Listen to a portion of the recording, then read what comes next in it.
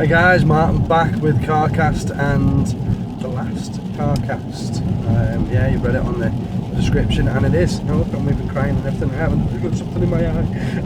The skies have opened, they're crying, the heavens crying. Nobody wants the CarCast to finish, but it bloody well is. So we've been doing it for a year and a half, and I've said a few times that I do it because it keeps me active on YouTube, even in a minor amount. And I do it because those of you that watch, the 100 to 200 of you that do watch it out of the 2,000 oddly seem to like it. But as you've noticed, last few weeks, I know obviously I had problems with the car and such, but the last few weeks I've been recording it and then I keep forgetting to upload it, and a lot of that's just because I've been really busy in the store and I just completely forget. But it's going. It's as simple as that. But not want you to all rage quit and unsubscribe. It's getting replaced, and it's getting replaced by something that I believe is going to be a whole lot better. So what ultimately do I do on the CarCast? I talk garbage for 10 to 20 minutes, sometimes longer, about what's happening, what's been happening, about the weather, about whether I've had a haircut, whether I've had my nostrils waxed. You get, what you do get is just honesty, but it's just me talking to a camera. There's no interaction from you guys, other than then the comments, which I then either do or don't respond to, depends where I'm up to time wise. And there's only me. There's no presentation to it or anything. The idea behind it was so that I kept in touch with as many people as I could, letting people know what's happening in the business. I didn't have time to record videos, so I do have time to drive into work. So it just kind of made sense, and it, if I'm honest, it was more successful than I ever thought it would be. To get 18 months worth of CarCasts done, I think that's kind of special. So I didn't take. Oh Christ! Just nearly had my new car just written off. Would have been my fault as well. But yeah, so I don't take the decision lightly to drop it, but I'm not just dropping it and doing nothing. So what's coming? What's coming? I keep saying we're going to get Georgie on the channel. We're going to get her face on camera. We're going to get her to help promote the business. And she's desperate's probably a bit harsh, but she's keen to do it. She's happy to do it. If you remember back when she was with T&G, Tom and Georgie Productions, then she used to do a coffee corner on there, which was, I suppose, a little bit like a CarCast. We're just talking about general things, what's happening in the world, in the industry side of the world, and it was just an informal chat. And they were really popular with T&G, more popular than what they're doing now, to be fair. Except the battle reports. The battle reports are always going to be more popular. But yeah, and obviously she's not T&G anymore. She's not Tom and Georgie anymore. She's Adam and Georgie now. And T&G has kept the name, but they're now Tabletop and Gaming, I think it stands for, or something. It's Tom and Paul doing what they do. But she misses it. And let's be completely honest, having a female in this industry is definitely a much lower percentage. There's a lower percentage of female gamers and geeks than there is male.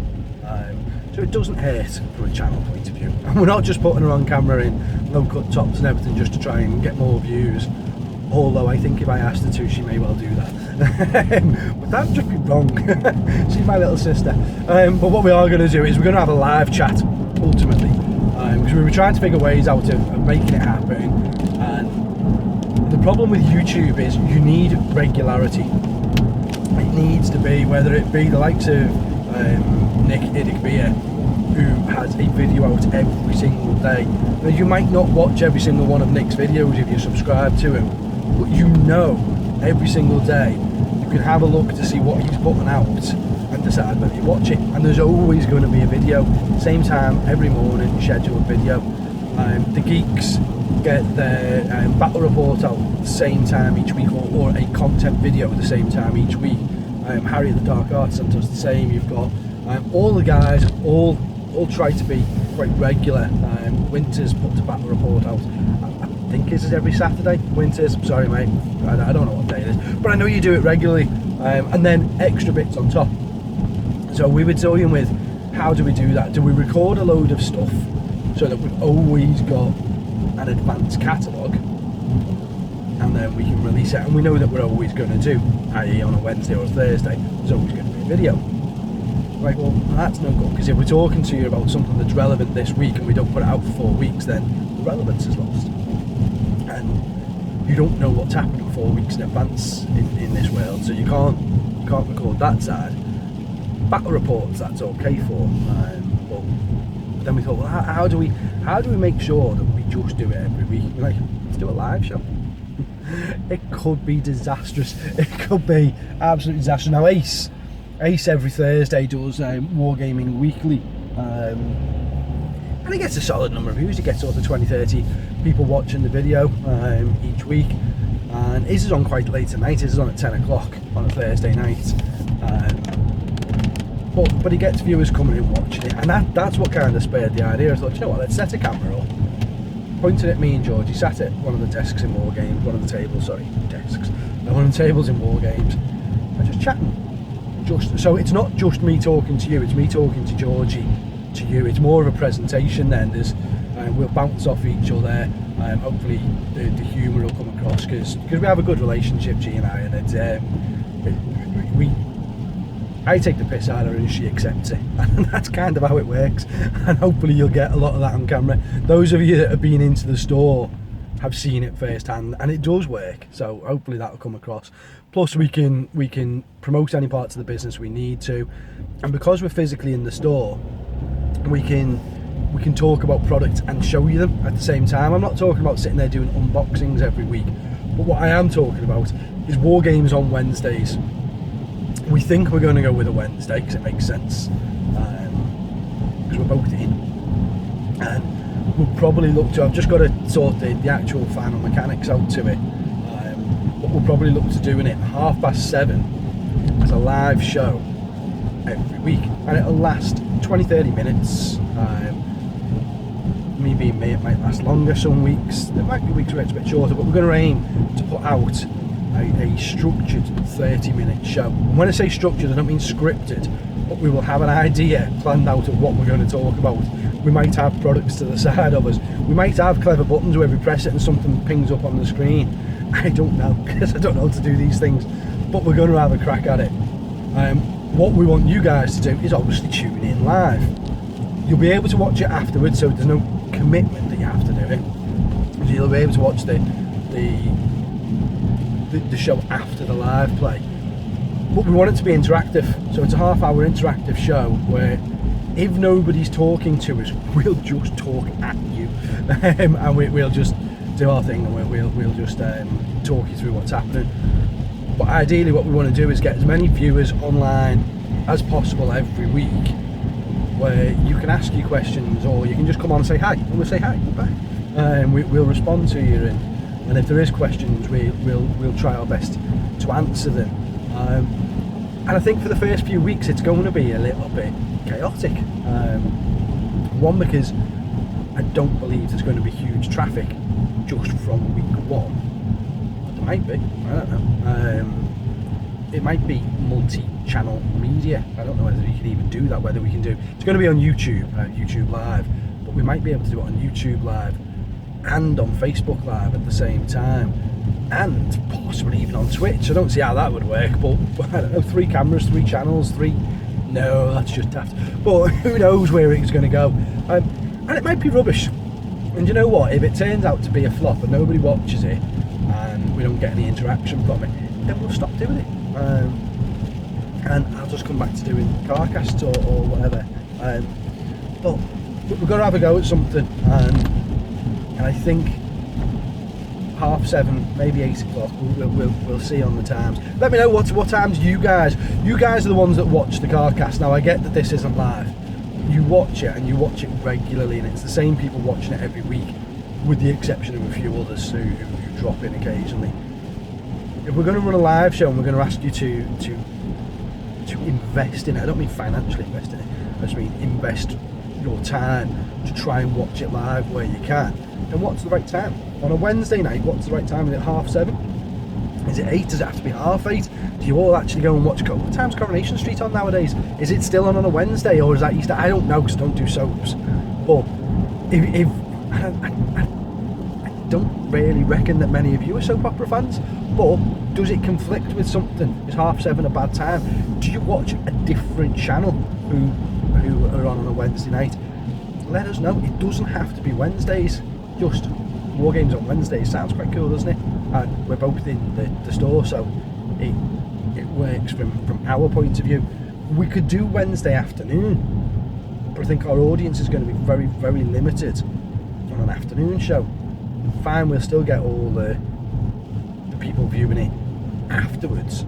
We want it to be interactive. We want you guys involved with it. We want you guys saying to us, all right, well, we've got this, we've got this, we've got this. Can you answer this? Or what about this? Or as I say, just come on, hi. And there'll be competitions and such on there, but it'll still be the same honesty that you get in these CarCasts, because it will be live. We won't have time to pre-plan answers and stuff. So you just get what it is. So that's what we're going to do, and that's why the CarCast is gone. It's gone, but it's being replaced by bigger and better things, and it's going to be the Georgie and Martin show. I even put it in name first. What's that all about? The Martin and Georgie show. But yeah, we'll see what goes on with that. Away from that, let's wrap up the final CarCast. We're at 11 and 12 minutes now. Let's wrap up the final CarCast with what's happening. So Games Workshop are still a bunch of idiots, and they really are. They are such an inept company, it's unreal. Their product's fantastic. 8th edition is fantastic. So as a game, it's great. As a distribution outlet, they're just not very good. Rulebooks are going to be out of stock until the 7th of July at the earliest. That's just not a quick enough turnaround. I get that it's bigger than they thought, but it was always going to be. My issue is when I've got customers sat waiting for product that I didn't get my orders fulfilled with. They shouldn't be shipping Dark Imperiums up. They should be opening Dark Imperiums, giving me the rulebooks out of them for customers that I'd pre-ordered with, and doing it. But anyway, that's me ranting about Games Workshop. Gets me nowhere. They don't listen. They're not interested. They're just. New GW is great. Unfortunately, GW is still owned and ran by an archaic board of members who sit on the panel and have done since 1985 or whatever, and they don't understand how New GW is trying to work. And the two, I used to go into businesses and get rid of those older members of staff who've been around for too long and didn't understand. Somebody needs to do that with Games Workshop, but it won't happen.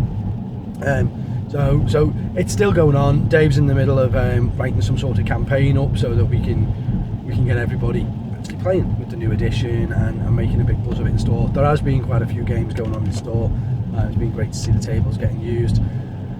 This Saturday is the X-Wing Store Champions. The tickets go off sale on Friday night, so anybody that's thinking of playing needs to get online and get their ticket, or get in store and get their ticket by Friday, because we won't sell tickets on the day. You can't just turn up and pay. We made that decision a while ago, and that's it. What else is there? The Siege Studios Masterclass, as I say, got cancelled. I think I talked about that last week. And then other than that, it's the countdown to Magic the Gathering pre-release for Our Devastation is in a couple of weeks. And then it's the countdown to the Northwest Open. I think it's only 5 weeks. Rules pack is out now. We decided to cap power level at 32, which just kept out a lot of the nasty units. So we decided that, and we're going to test the water with it, see how it runs. It might be that there's still some nasty things in at 32, so we drop it to 30. It might be that, you know what, it's a bit harsh. I had a joke pop out here last week, and this week I owe you an apology. Will was going to be that guy who brought the Supremacy suit, the Town Hall Supremacy suit, which is like power level 5 million and puts out 550,000 shots. a turn twice because it's just a big nasty thing. And we was going to bring that to the Northwest Open because we'd said that we were going to allow forge rails. We then went and capped it, and he can't bring it. So sorry, Will, but I'm sure you'll come up with something equally as dirty. And anyway, you get another mention on the CarCast, and on the last CarCast you get a mention. So I am going to wrap it off at that point. We're going to talk the first War Games on Wednesday. Will probably focus on War Games Expo, although that might be in 2 weeks' time. We're going to see the halls again next week. We've secured the dates now, so we'll release more information nearer the time, and then it's hard work. As soon as the Northwest Open is finished, then we really crack on with the market and packing and such, and getting all the website and the logos and media centre set up for it. But yeah, so it's been emotional, guys. It's been emotional. Everybody just stopped getting shot. Do you remember Lock, Stock and Two Smoking Barrels? Such a good film. Yeah, year and a half of CarCasts. This is the last one. I'm not even sorry to see them go. But yeah, thanks for watching, guys, and hopefully you'll all come over and just start watching the new show and support us there. Obviously, if you can do that, then please, when we put the links out onto the Facebook page and onto YouTube saying live stream scheduled for such and such time, please share it where you can. The more viewers we get, the bigger we grow. The bigger we grow, the more customers we get. The more customers we get, the more money we take through the door. The more money we take through the door, the better things are for you guys. It's all on there. It's down to us as a store to make things work. But if you guys help us, it just makes it work a little bit easier. We couldn't do it without you. And as I say, it's been emotional. CarCast gone. And at that note, see you later, guys.